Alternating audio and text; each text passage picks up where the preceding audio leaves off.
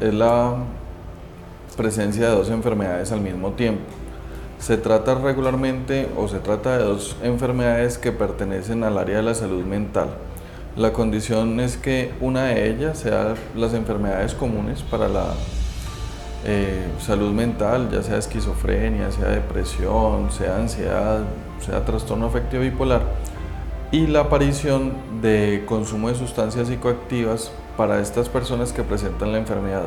Puede aparecer la una o la otra primero, pero cuando ya están las dos al mismo tiempo es cuando se considera la patología dual. Pues realmente sobre la epidemiología a nivel mundial se conoce mucho. Por ejemplo, tenemos enfermedades que se asocian en un alto porcentaje, casi 70-80%, como son el trastorno afectivo bipolar o como son los trastornos bipolares y los trastornos de personalidad. Pero aquí en Colombia, a nivel de epidemiología, con respecto a eso tenemos poco. Digamos que por la dificultad en recolectar datos, se basa uno más en la experiencia que tienen las diferentes consultas y digamos cuando habla con los colegas para recolectar esa información, y ahí encontramos que nos acercamos más o menos a lo que aparece en la población mundial. O sea que casi que en una persona que presenta adicción yo debería descartar la presencia de una enfermedad mental concomitante. La aparición de la patología dual, digamos que tiene dos posibilidades grandes. Uno, son las personas con una enfermedad mental de base que buscando muchas veces soluciona cosas que no logra a través de los medicamentos o de los actos médicos, entonces empiezan a buscar la parte de sustancias psicoactivas y encuentran que logran controlar algunos de los síntomas.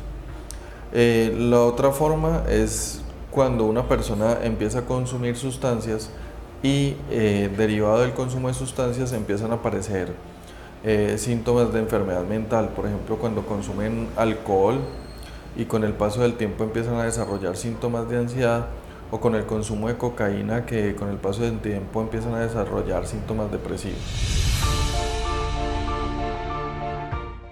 Regularmente el diagnóstico uno busca que lo haga un experto, se requiere regularmente de un psiquiatra, aunque un médico general bien entrenado lo podría llegar a hacer, pero lo que uno busca es identificar primero si hay consumo de sustancias, probablemente que sería lo más fácil, si el paciente es colaborador o por medio de una prueba, un tamizaje que se hace en orina para determinar si hay consumo de sustancias. Y una vez se haya determinado el consumo de sustancias, identificar si hay síntomas de una enfermedad mental que estén apareciendo concomitantemente. En los pacientes que consultan por la enfermedad mental, pues digamos que dentro de la elaboración de la historia clínica, uno obligatoriamente les pregunta por el consumo de sustancias psicoactivas y a veces allí también se puede hacer el diagnóstico. Digamos que el abordaje en este tipo de patología requiere de dos tipos de intervenciones. El abordaje farmacológico, pues que lo hacemos desde el punto de vista médico, y un abordaje psicoterapéutico, que es lo que se busca es concientizar al paciente acerca de su consumo, si hay posibilidades de intervenir también de manera psicoterapéutica la enfermedad mental, como por ejemplo en una depresión, en un trastorno de ansiedad, y buscar como la confluencia de ambas terapias, tanto farmacológica como psicoterapéutica, para el bienestar del paciente. Pues digamos que el pronóstico depende de muchísimas cosas. Uno, del tipo de enfermedad mental. Si yo estoy hablando de una enfermedad mental severa como esquizofrenia, como trastorno esquizoafectivo, como trastorno bipolar o como una depresión crónica, eso me afecta negativamente el pronóstico. Si yo tengo una enfermedad mental que no es severa, pero consumo una sustancia que genera una amplia disfuncionalidad tipo heroína, tipo bazuco, también me afecta el pronóstico. Entonces depende mucho del tipo de enfermedad mental que yo tenga y del tipo de sustancia que esté consumiendo para definir el pronóstico. Yo le diría que en general, si hay una enfermedad mental que no es severa y el consumo de una sustancia que no genere gran disfuncionalidad, el pronóstico es bueno y se logra una mejoría importante con el paciente.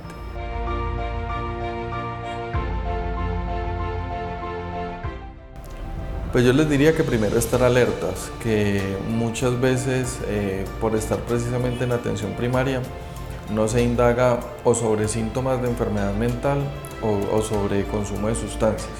Entonces lo primero que uno haría es, dependiendo del contexto y dependiendo de la razón pues, del abordaje, tratar de identificar ambas situaciones. Primero el consumo de sustancias y si se identifica un consumo de sustancias, tratar de identificar síntomas como tristeza, aburrimiento, el nivel funcional, por ejemplo, si la persona está trabajando, si no está trabajando, por qué no lo hace, o si está estudiando, si no está estudiando, por qué no lo hace. Como ese tipo de cosas que nos van dando pistas sobre la situación de la persona que se está abordando en el momento y como las competencias adecuadas a su ciclo vital.